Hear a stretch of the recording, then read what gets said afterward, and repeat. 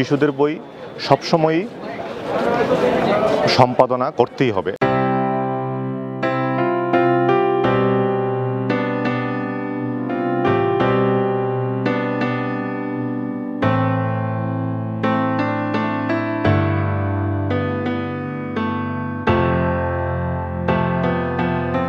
বইমেলার সার্বিক যে স্বাস্থ্য ব্যবস্থাটা এটা কেমন লাগছে?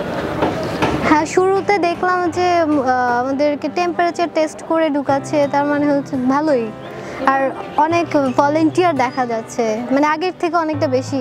প্রতিরক্ষার ব্যাপারটা কেমন লেগেছে? যারা প্রতিরক্ষার সদস্য ছিল তাদের বিষয়ে? হ্যাঁ, ওনারা মাইকে কিছুক্ষণ পর পর আমাদেরকে অ্যানাউন্স করে জানাচ্ছে যে নিউ বই কীভাবে আমরা কালেক্ট করব। সো সব মিলায় ওভারঅল সিচুয়েশন, মানে বইমেলার এক্সপিরিয়েন্স ভালো। প্রতি বছর অনেক অনেক রাইটার, নতুন নতুন রাইটার থাকেন, তারা নতুন নতুন বই পাবলিশ করেন। তো এই জিনিসগুলো যত বেশি মানুষ তাদের বইগুলো পড়বে, যত বেশি মানুষ আসবেন, ততই তো তাদের পরিচিতি হবে। অ্যান্ড সেই জিনিসগুলো আসলে ভালো, একটা দেশের সংস্কৃতি বা কালচার গ্রো করার জন্য এই জিনিসটা অনেক দরকার। তো ডিউরেবিলিটির ব্যাপারটা হচ্ছে যে যদি 1 মাস হয় তাহলে সেটা খুবই ভালো হয় আমার মনে হয়। গত বছর যখন ছিল প্রতিরক্ষা ব্যবস্থা, আমাদের স্বাস্থ্য ব্যবস্থা, এই জিনিসগুলোর মধ্যে কিছুটা হয়তো একটু ল্যাগ ছিল, যেটা এখন যথেষ্ট ভালো দেখা যাচ্ছে।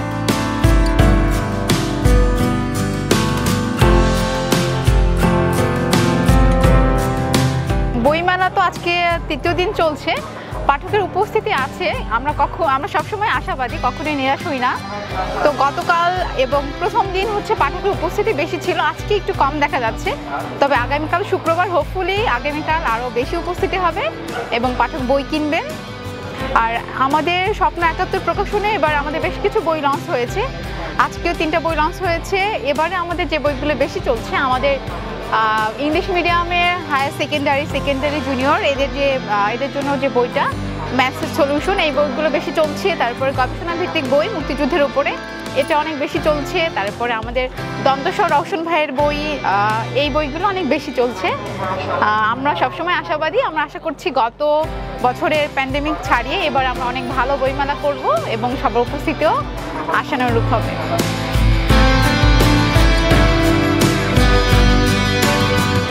মেলা জাস্ট এটা কোনো মেলা না, এটা বই মেলা যদিও বলা হয়, কিন্তু এটা আমাদের একটা চেতনার প্রবাহ।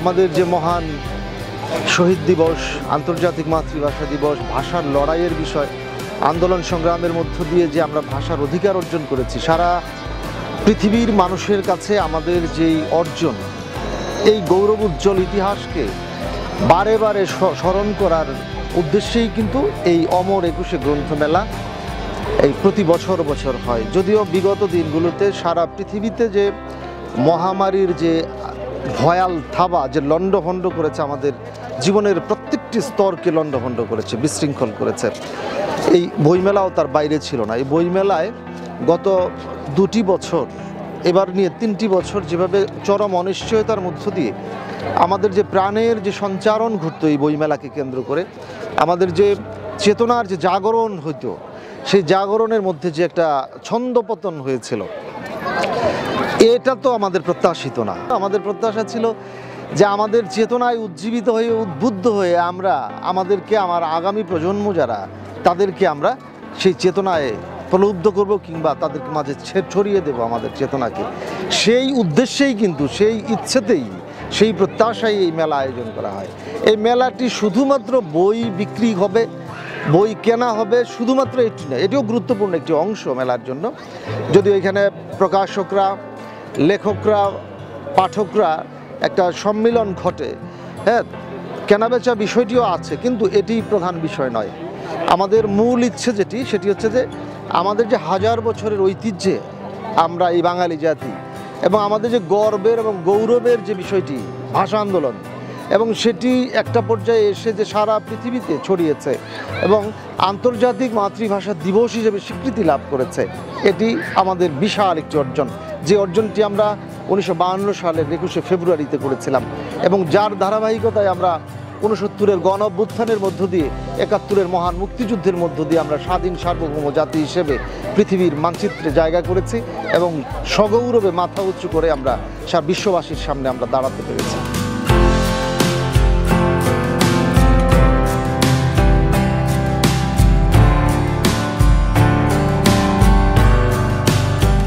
আমাদের বই আমরা সম্পাদনা করেই প্রকাশ করে থাকি।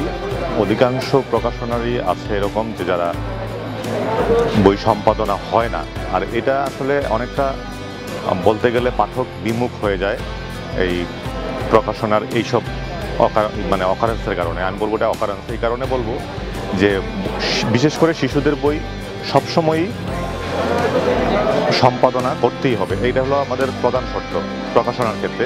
কিন্তু বেশিরভাগ ক্ষেত্রেই দেখা যায় শিশুদের বইয়ে প্রচুর ভুল থাকে, এমনকি বড়দের বইয়ে তো ভুল থাকেই। এখন বড়দের বইয়ে ভুল থাকলে সেটা হয়তো আমরা সমাধান করতে পারে, একজন পাঠক ভুলটা শুধরে নিতে পারে, কিন্তু শিশুরা পারে না, শিশুরা ভুল শিখে। তো সেই কারণে আমরা চেষ্টা করি সবসময় যে শিশুদের বই, কিশোরদের বই নির্ভুল করার। তবে যদি এই কাজগুলো করা না হয়, এটার জন্য আসলে একটা টিমও দরকার প্রত্যেকটা প্রকাশনার, হয়তো কারো আছে কারো নেই। আমার মনে হয় যে এই কাজটা প্রত্যেকটা প্রকাশনা যদি করে তাহলে পাঠক বই কিনবে, বই পড়বে।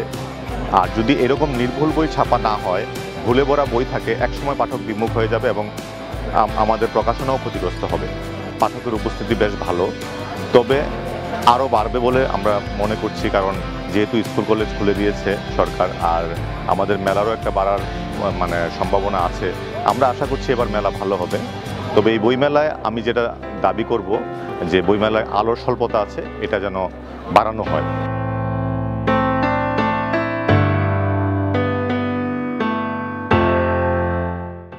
সংবাদ, ফিচার ও অনুষ্ঠানের জন্য ভিজিট করুন সংবাদ প্রকাশের ওয়েবসাইট এবং যুক্ত থাকুন ফেসবুক পেজ ও ইউটিউব চ্যানেলের সঙ্গে।